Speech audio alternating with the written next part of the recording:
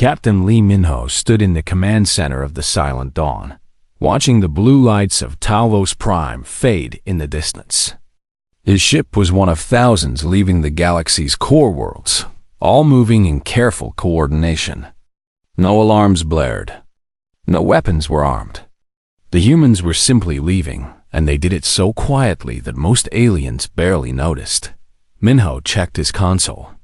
Every human vessel in the sector was reporting ready. 300 years ago, humanity had been discovered by the Galactic Council. They were welcomed as new members, given worlds to settle, and invited to participate in galactic civilization. At first, it seemed like a dream come true. Humans spread across the stars, working alongside dozens of alien species. But something changed over the centuries. Humans became essential. When a reactor failed on a forge world, they called human engineers. When a plague struck a colony, they called human doctors. When crops withered on agricultural planets, they called human farmers. Humans had a gift for solving problems that seemed impossible to others. They saw patterns, made connections, and fixed things in ways that amazed their alien colleagues. The Galactic Council noticed this too.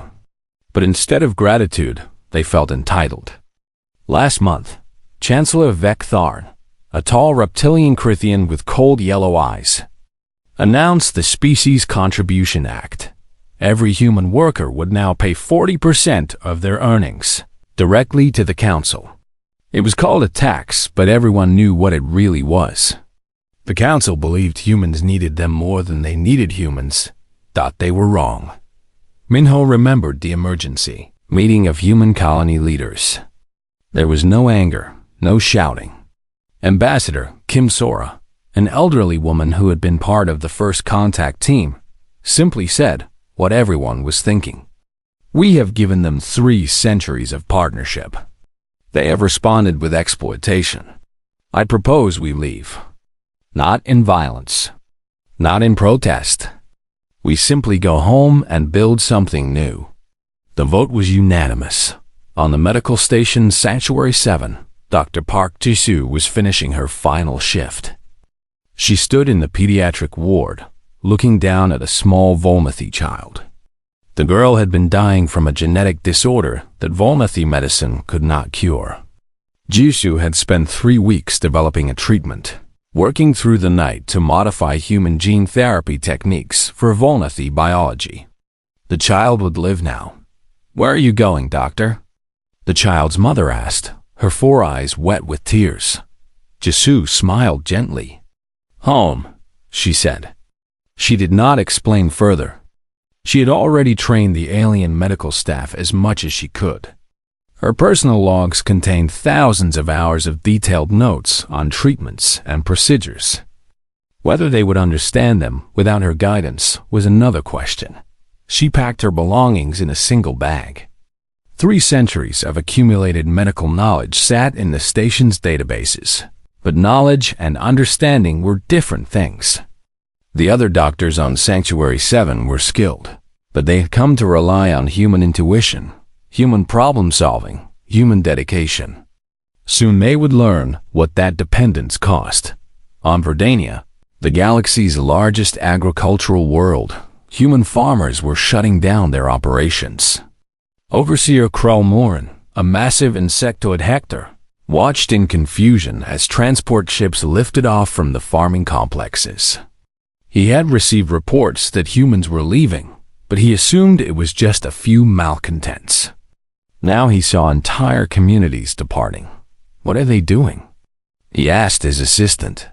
Leaving, sir. All of them. Krull felt a flutter of concern but pushed it away. The farming systems were automated. The Hector had built them, after all. Yes, humans had made modifications over the years, but surely those were minor improvements. The farms would continue operating. He was about to learn a hard lesson about the difference between building something and maintaining it. On the border station Vale 9, Lieutenant Choi Hana watched her human colleagues pack their belongings. She was one of the few humans staying behind. Her husband, Ryan Kelleth, was Luminari, a species of beings who glowed with soft internal light. They had been married for 5 years, and she loved him deeply.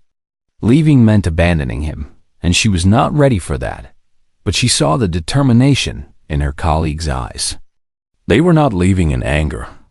They were leaving because they finally understood their worth, and they refused to accept less than they deserved. Hana respected that, even as it tore at her heart.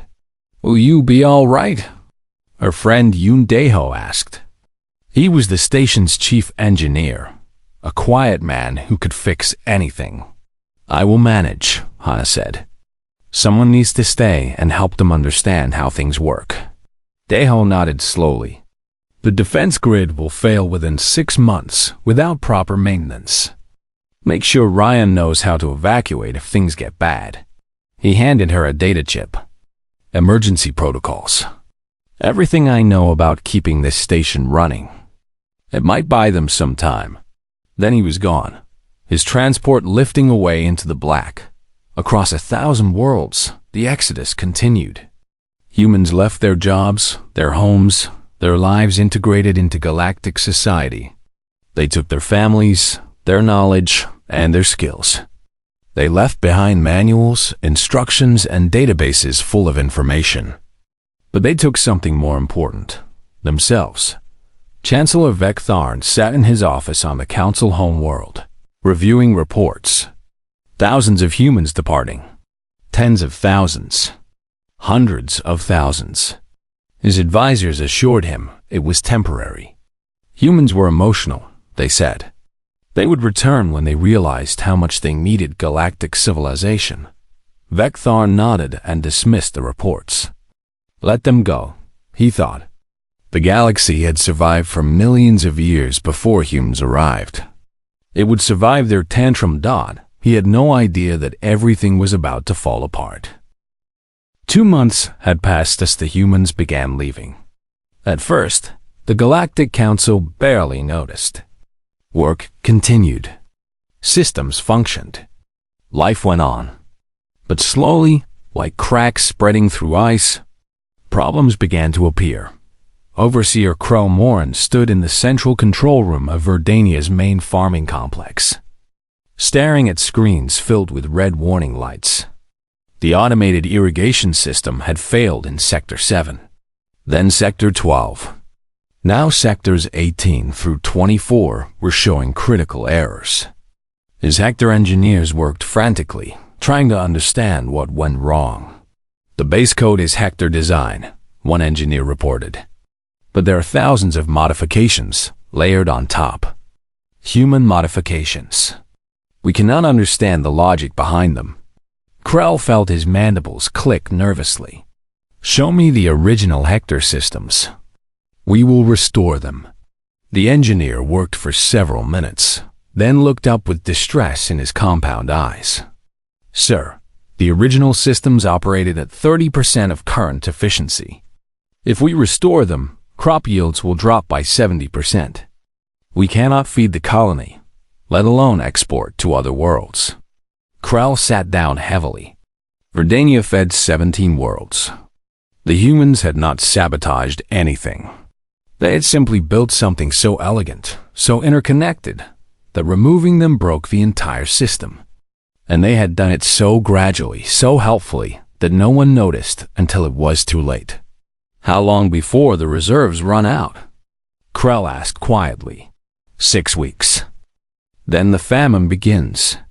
On the Forge world, Kronos, Master Smith Thelvarin, faced a similar crisis.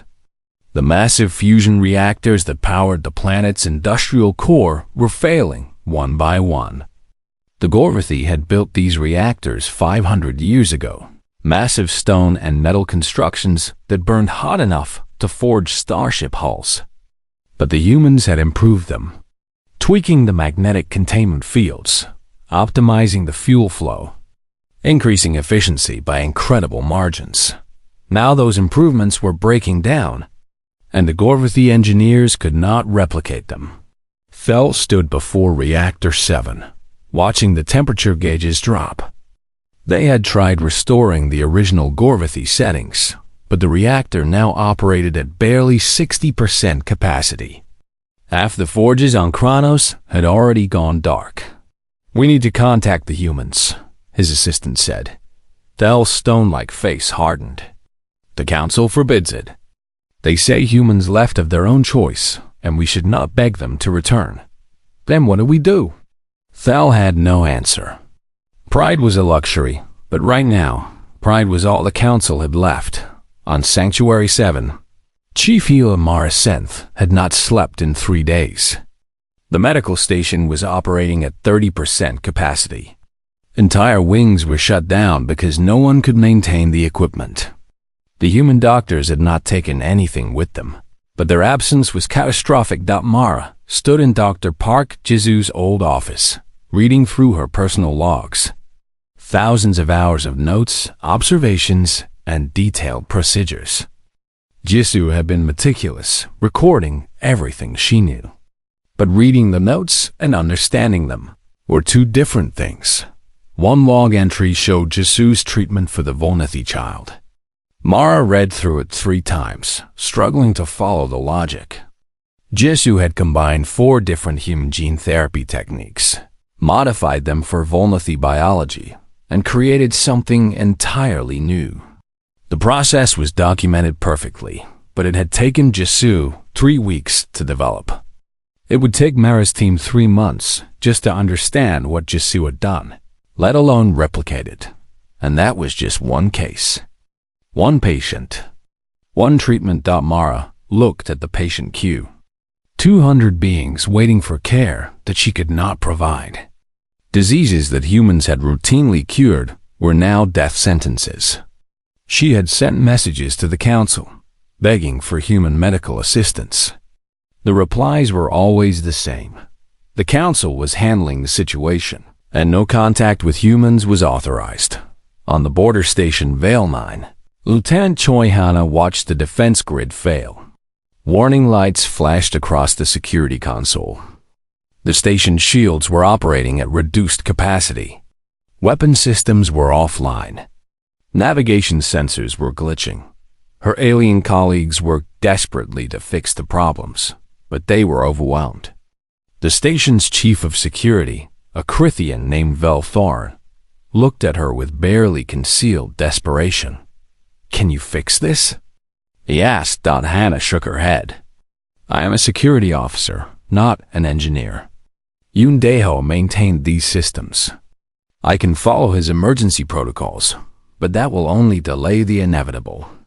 This station was designed by Crithian engineers, but modified by humans over decades. Without them, it will eventually fail. Velthorn's tail lashed in frustration. Where did they go? Why did no one stop them? Hannah looked at him steadily. They went somewhere they are valued, and no one stopped them because leaving is not a crime. Her husband Ryan found her later, sitting alone in their quarters. He sat beside her, his gentle luminescence filling the room with soft light. "How bad is it?" he asked. "Bad. The station will be defenseless within 4 months. Maybe less." Ryan was quiet for a long time. Finally, he said, "I received a message from the council today.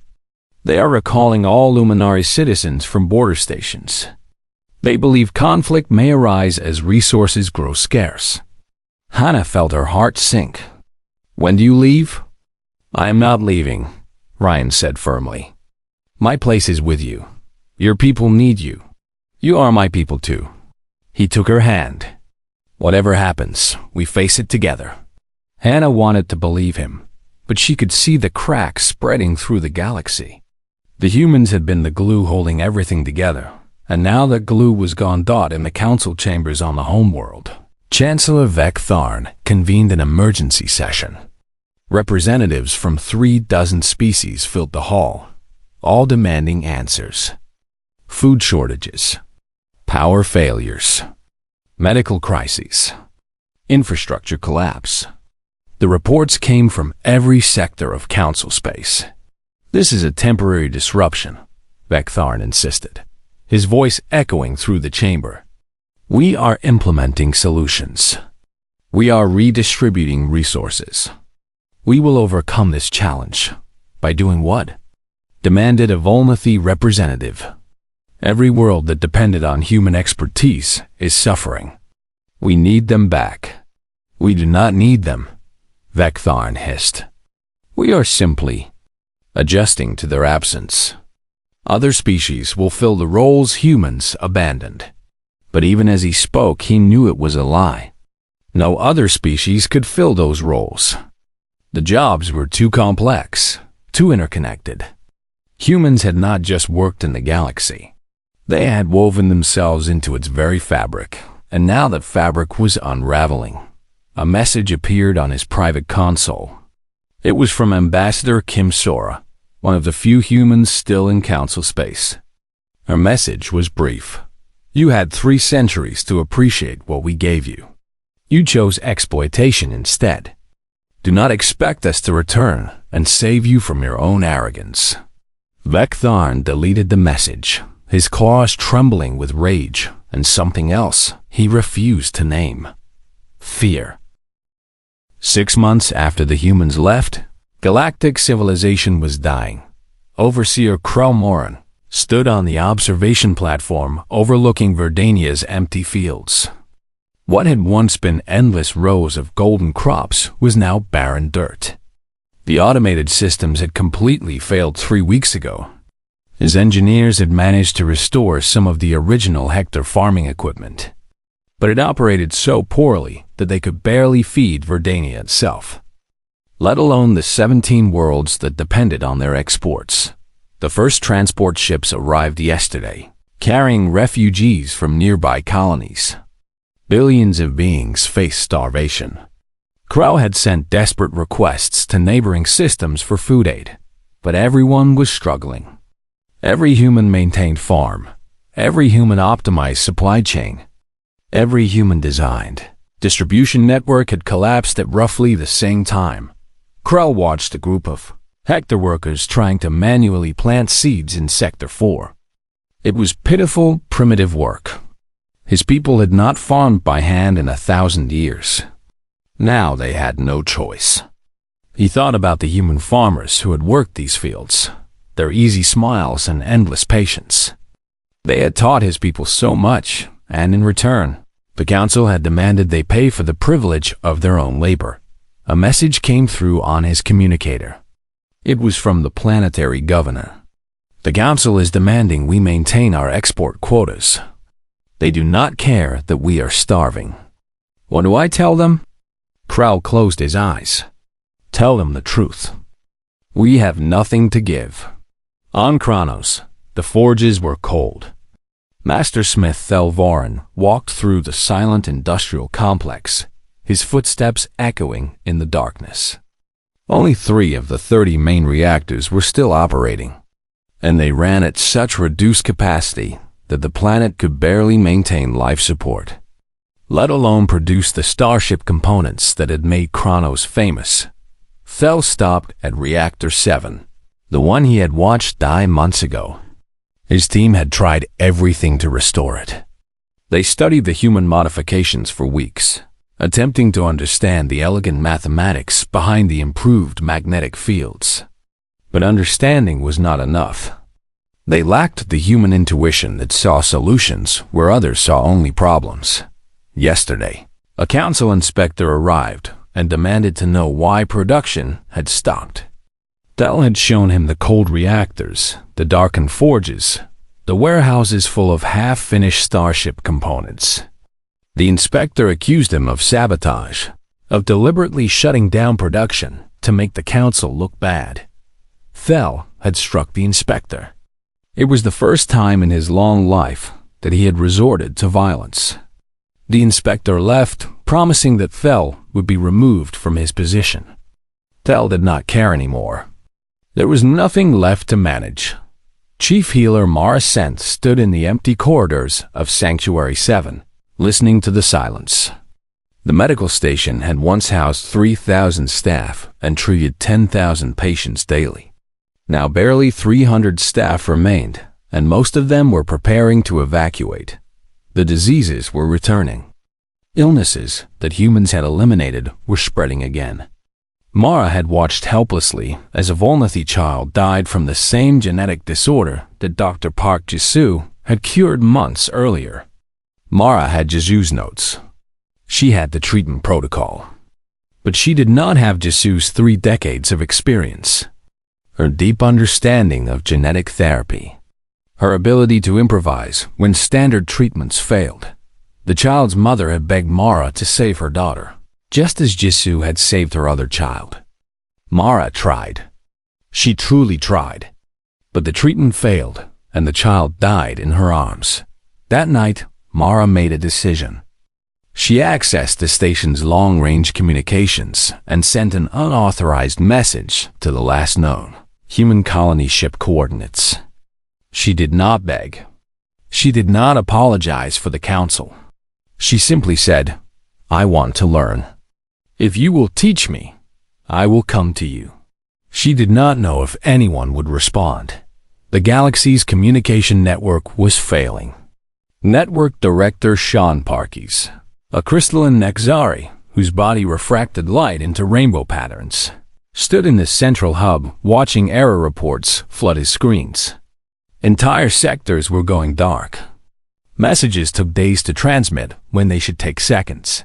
The Nexari had invented galactic communication technology 2,000 years ago.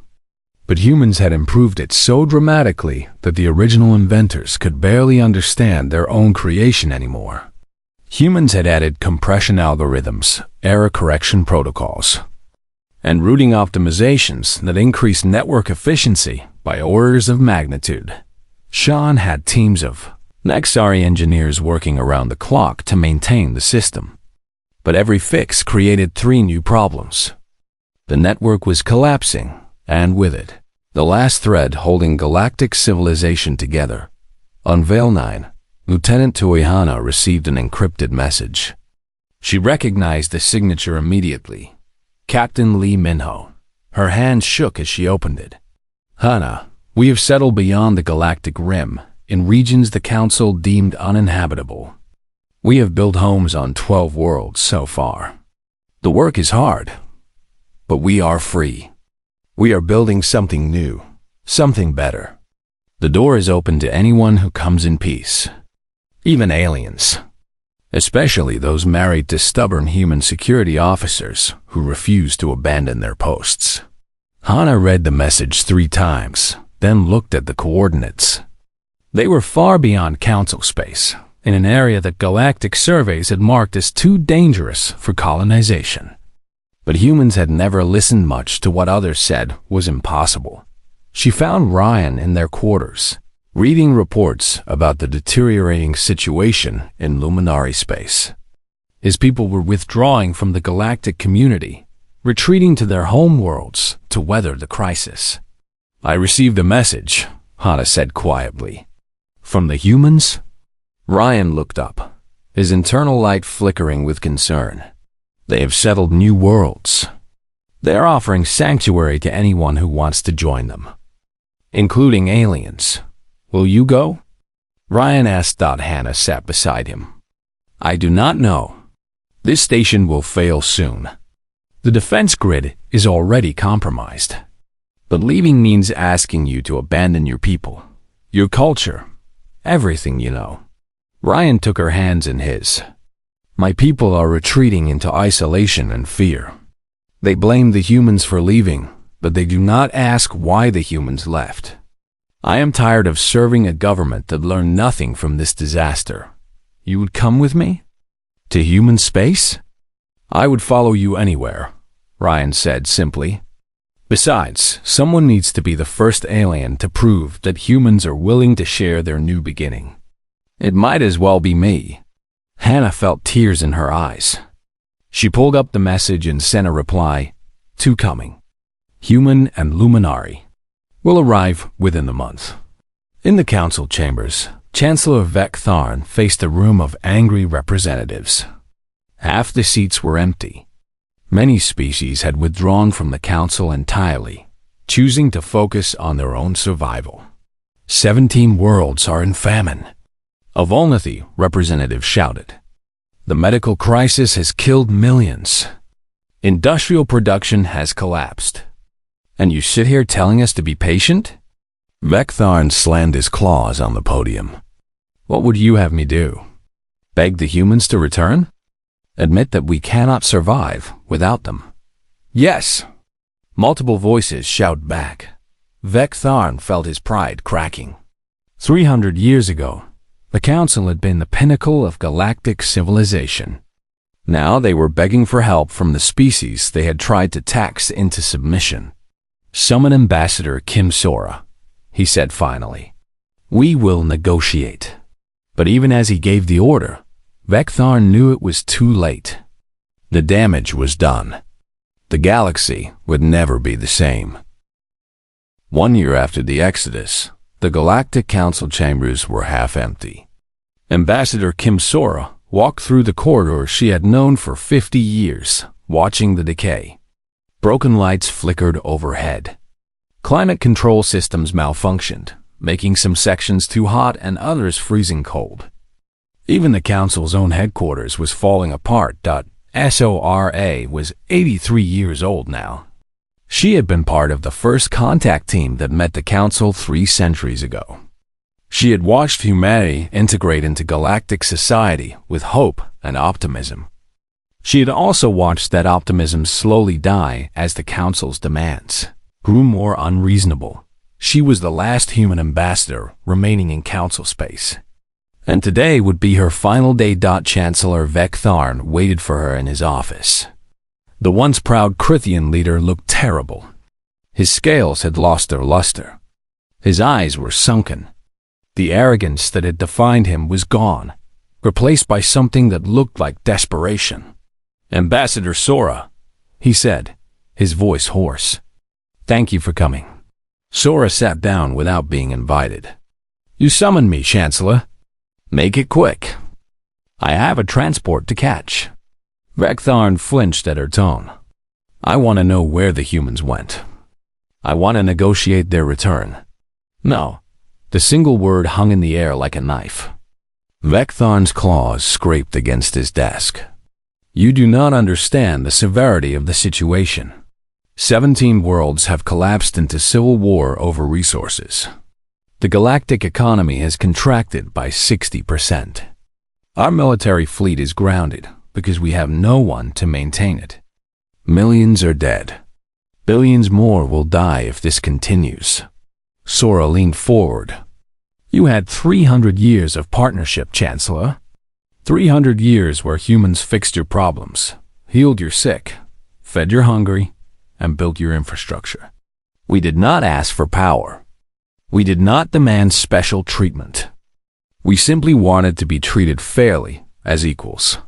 We did treat you fairly. We gave you worlds, resources, citizenship. You gave us nothing we did not earn 10 times over. Sora's voice cracked like a whip. Every world you gave us, we made productive. Every resource you provided, we turned into something greater. Every right of citizenship came with responsibilities we fulfilled without complaint. And when you decided we were too valuable to lose, instead of appreciating us, you tried to squeeze more from us. Vectharn slumped in his chair. What do you want? Apologies? Reparations? We will give you anything. I do not want anything, Chancellor. I am not here to negotiate for humanity. I am here to say goodbye. Sora stood up. You could have asked us what we contributed. You could have valued our labor. You could have treated us as partners. Instead, you saw us as tools. We did not leave in anger. We left because you made it clear we were not welcome as equals. Please, Vectharn said, and the words seemed to physically pain him. Just tell me how to contact them. How to make this right. I do not speak for humanity anymore, Chancellor. I only speak for myself. Sora walked to the door, then paused. And I am going home. Across the galaxy, Captain Lee Minho, now Admiral of the human fleet, stood on the observation deck of his flagship. Before him stretched a view that would have seemed impossible a year ago. 12 blue-green worlds orbited stars the Council had declared too unstable for colonization. Thousands of ships moved between them, building stations, transporting supplies, creating a new civilization. The humans had not just survived beyond the galactic rim. They were thriving. The worlds the Council abandoned were challenging, but humans excelled at solving difficult problems. Unstable stars. They built adaptive shielding. Harsh atmospheres. They developed new terraforming techniques. Dangerous native life. They learned to coexist rather than exterminate in 1 year. Humanity had built something remarkable. Not an empire, but a federation of equals where every voice mattered. Minho's second officer approached. "Sir, we have incoming vessels." Identification codes show Lieutenant Choi Hana and one Luminari companion. "Grant them clearance and prepare a welcoming committee," Minho said with a smile. "They are the first, but they will not be the last." Hana and Ryan's ship docked at New Earth, the largest of the human colonies. As they stepped off, Minho was there to greet them personally. "Welcome home, Lieutenant," Minho said to Hana, then turned to Ryan. "And welcome to you as well. You are the first alien to visit our new worlds, but we hope you will not be the last." Ryan looked around in wonder. The docking bay was clean, efficient, and bustling with activity. Human workers moved with purpose, but also with something he had not seen in Council space for months: joy. "I expected you to be struggling," Ryan admitted. "The Council said these worlds were uninhabitable." Minho laughed. "The Council says many things. Come, let me show you what we have built." They toured New Earth's main settlement. Ryan saw farms producing abundant crops using techniques the Council had never imagined. He saw medical facilities treating both humans and the few aliens who had joined them. He saw schools, parks, and homes. Most importantly, he saw hope. "We will work with anyone who respects us as equals," Minho explained as they walked. "We left the Council not because we hate aliens, but because we value ourselves. Anyone who shares that philosophy is welcome here." That evening, Hana and Ryan sat in their new quarters, looking out at the city lights of New Earth's capital. "No regrets?" Hana asked. Ryan pulled her close. "None. This feels more like home than anywhere I have lived before." Meanwhile, Chief Healer Mara Senth received a response to her unauthorized message. It was an invitation to study at the New Earth Medical Academy. She read it 3 times, hardly believing it. The humans were willing to teach her, to share their knowledge, even after everything the Council had done. She boarded a transport that night, leaving Sanctuary 7 to its fate on Kronos. Master Smith, Thelvarin, made a similar decision. He could not save his world, but perhaps he could learn enough to help rebuild someday.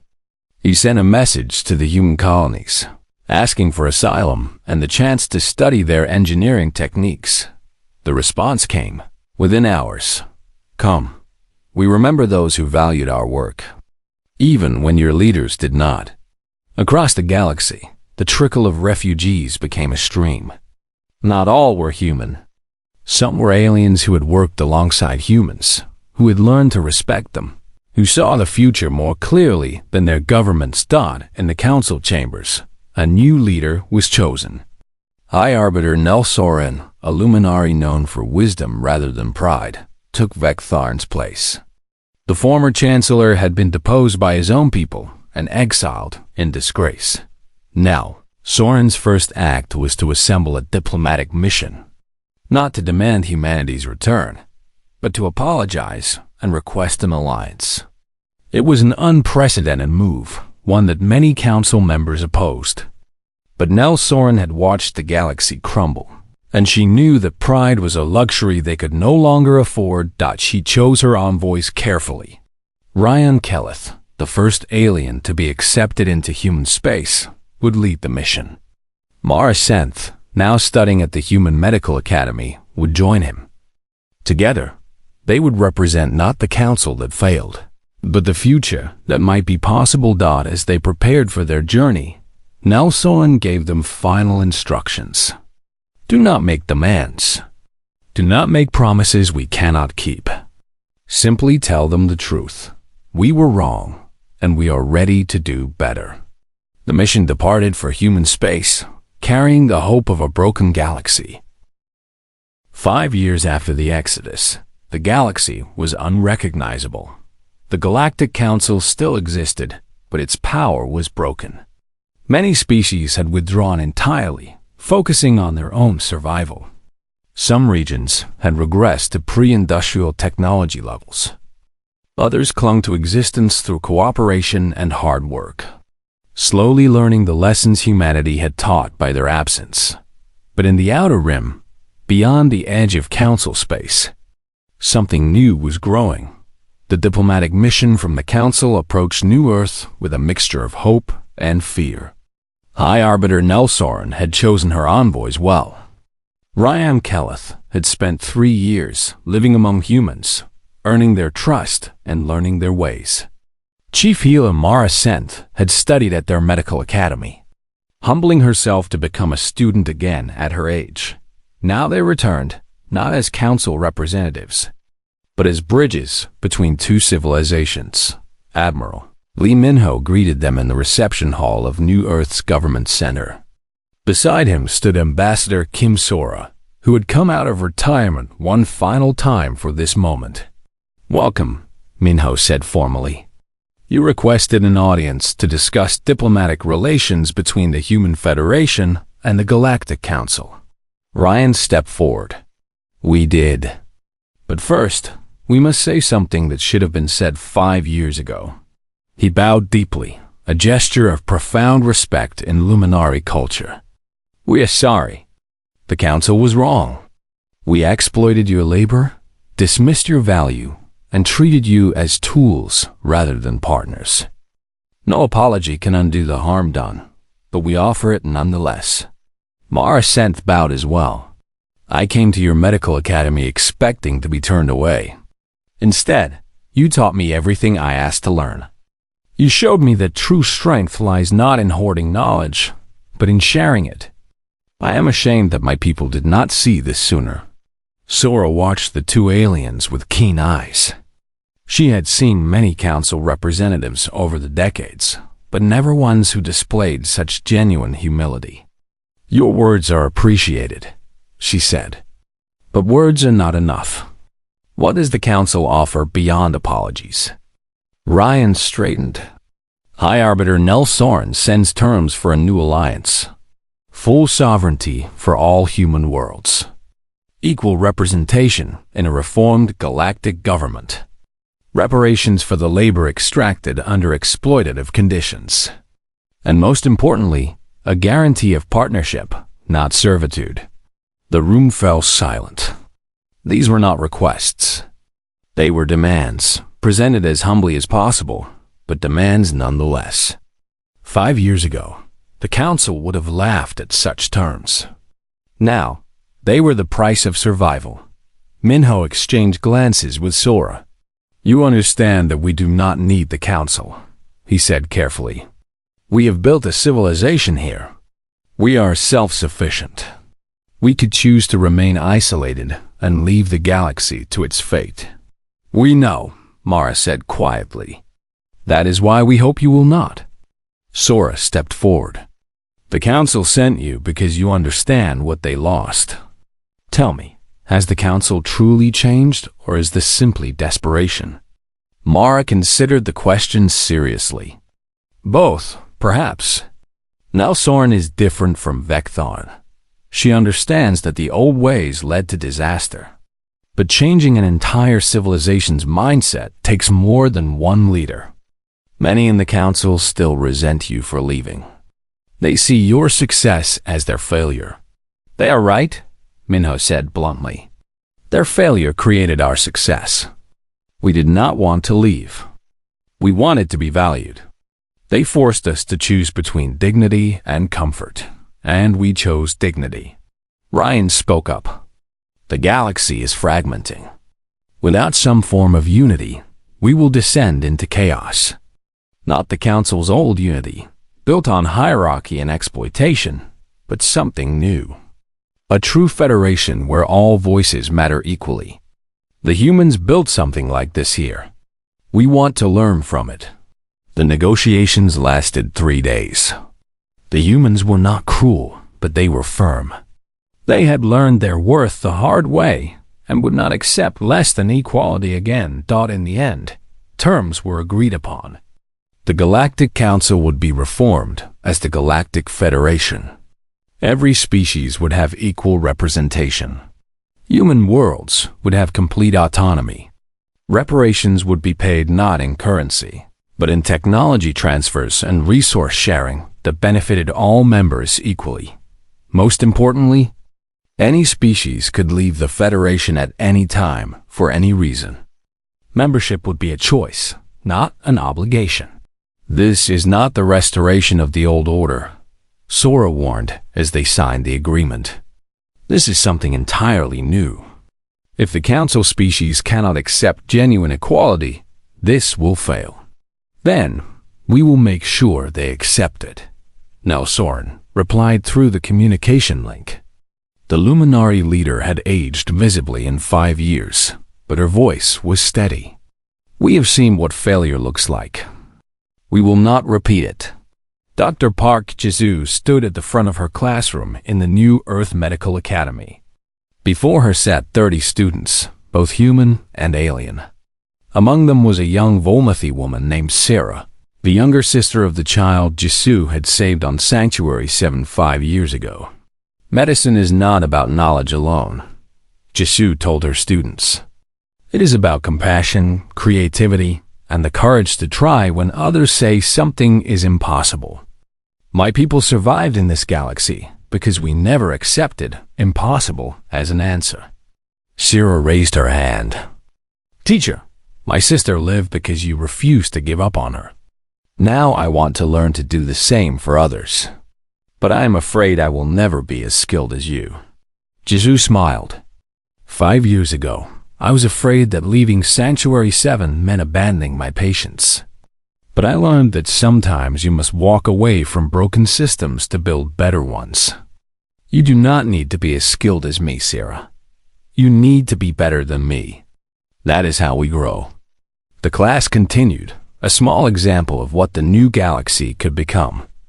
Humans teaching aliens. Aliens teaching humans. Knowledge flowing freely, not hoarded as a source of power. On the observation deck of New Earth's orbital station, construction crews worked alongside each other. Humans and Luminary, Volmathi and Hector. Even a few Critian who had left the Council in disgust.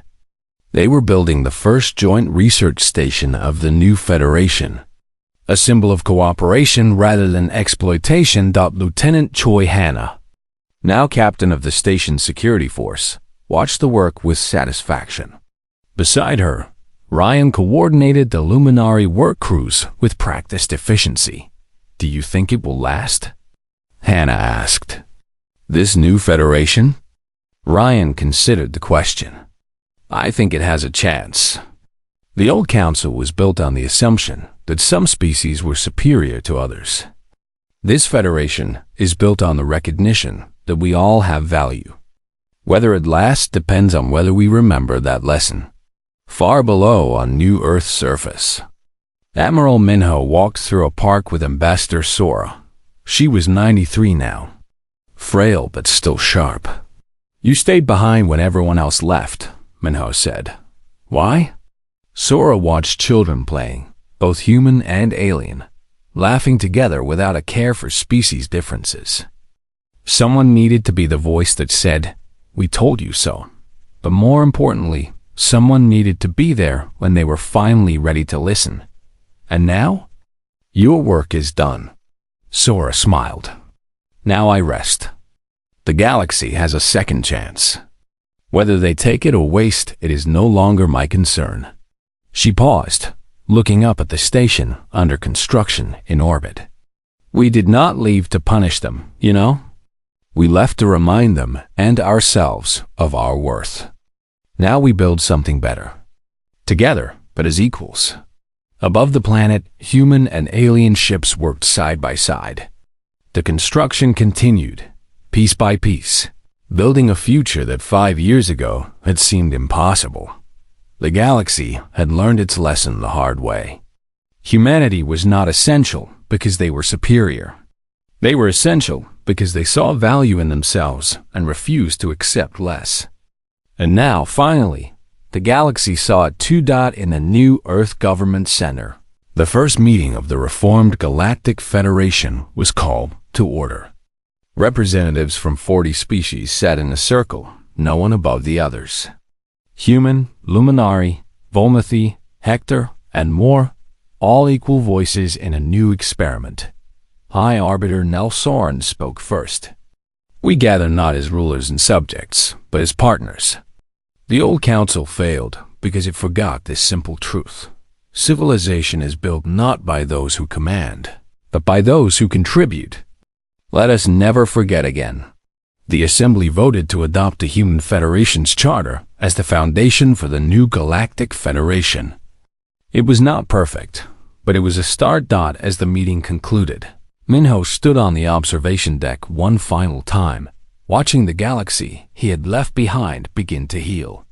He thought of all the humans who had walked away 5 years ago, trusting that their silence would speak louder than any protest. They had been right. The galaxy would never be the same.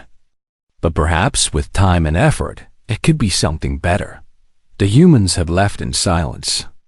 Now, they returned in partnership on their own terms, and the galaxy was finally ready to listen.